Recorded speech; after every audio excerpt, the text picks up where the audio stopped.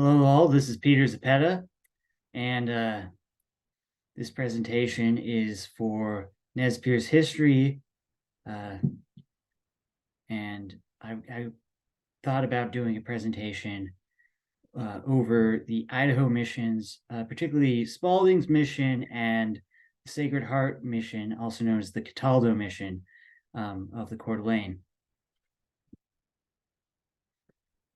So to start off, let's introduce some of these figures here. We have Henry Spalding, who was born in Bath, New York in 1803, and he attended Lane Seminary. This is a Presbyterian seminary, and shortly before he graduated, he was appointed by the American Board of Foreign Missions and to go off and create a mission in the Nez Perce country. He was also joined by the Whitmans, who would go to Walla Walla. The other figure is Father Pierre de Schmidt. He was born in 1801 in modern-day Belgium, and he entered the seminary at Mechelen in sort of the Flemish area of Belgium at age 19, and he came to the U.S. In 1821. While he was studying there in the U.S. With the Jesuits, he would learn the several different native languages, and he eventually became ordained a priest in 1827 and built his first mission in Iowa, built several missions, including the Cataldo mission near Coeur d'Alene. This is a picture of the Spalding mission. And so with Henry Spalding, he initially had some success. He was known for creating a printing press, but unlike de Schmidt, who already learned many of the native languages beforehand, Spalding seemed to not have learned much of these languages beforehand, and had a hard time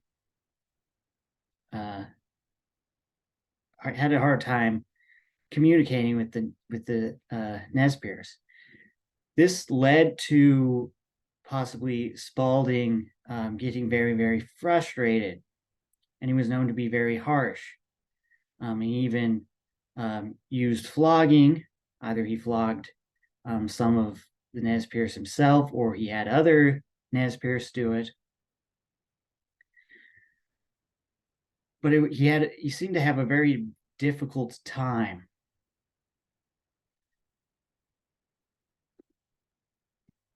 So with the Cataldo missions, with the Jesuits and the Cataldo mission, the Jesuits have been doing this since the 17th century, and they very much were continuing on this method of syncretism. And they also loved to use music to teach music to the natives, combined with syncretism. Of course, one of the great examples of this is the Huron Carol, the first Christmas carol created in the North American continent. And this carol mentions the great Manitou. That's what the sort of Huron spirit, who the Hurons were in many ways fairly monotheist. And so the Jesuits sort of incorporated this. And this also goes down all the way probably to the Coeur d'Alenes, and definitely with the Nez Perce, where they had Nez Perce communion hymns.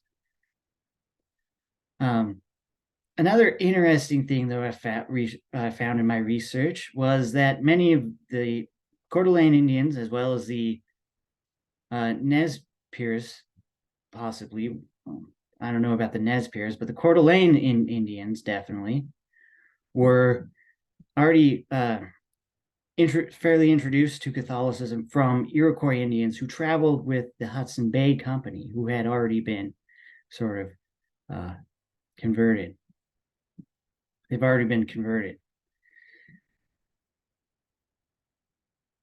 The Jesuits also often wanted these communities fairly separated, and this possibly could be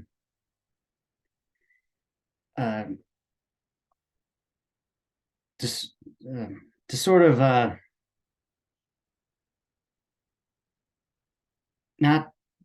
They feel like the oncoming of sort of this Western civilization would probably be somewhat of a distraction for many of the Native Americans.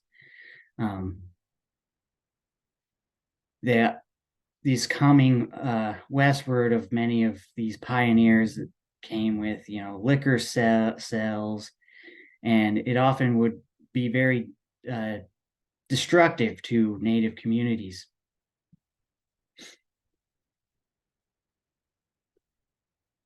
Well, there eventually was some issues with Spalding and these Jesuit missionaries. So when Jesuits finally came down into the Nez Perce territory, was going to build a mission there, Spalding definitely certainly opposed the idea.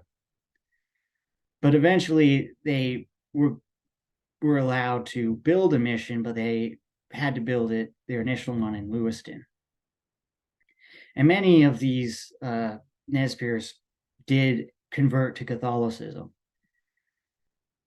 And in one instance, and Alvin Josephy mentions it in his book, that the Catholic missionaries created a graph,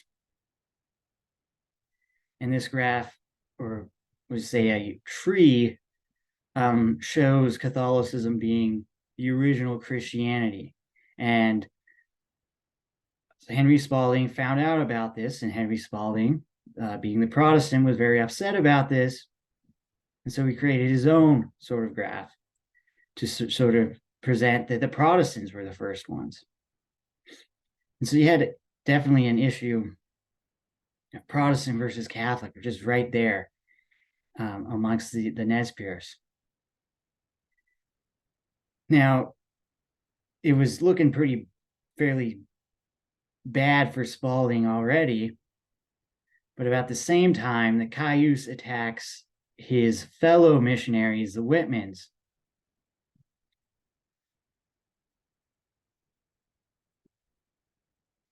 And this Whitman massacre had a very detrimental effect on Protestant missions. So, when Spalding certainly escaped right before this happened, and when he came back, he found many of his mission being looted by some Nez Perce who had sympathies with the Cayuse. It also became fairly clear that the U.S. Army could not defend missionaries. And so, as a response, some missionaries, like is the Walker, who built a mission among the Spokane Indians, decided to outright leave. And this is what many people consider the end of the sort of first Protestant missions out west. Spalding did stay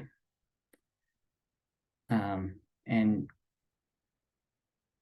did decided to stay, and he was fairly successful, but even he had some difficulties.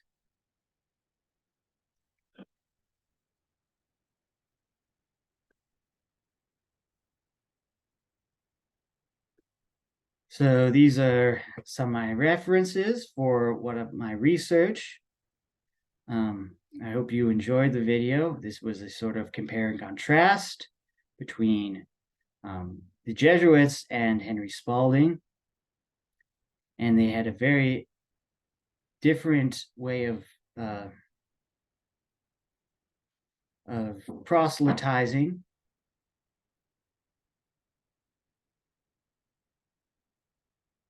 And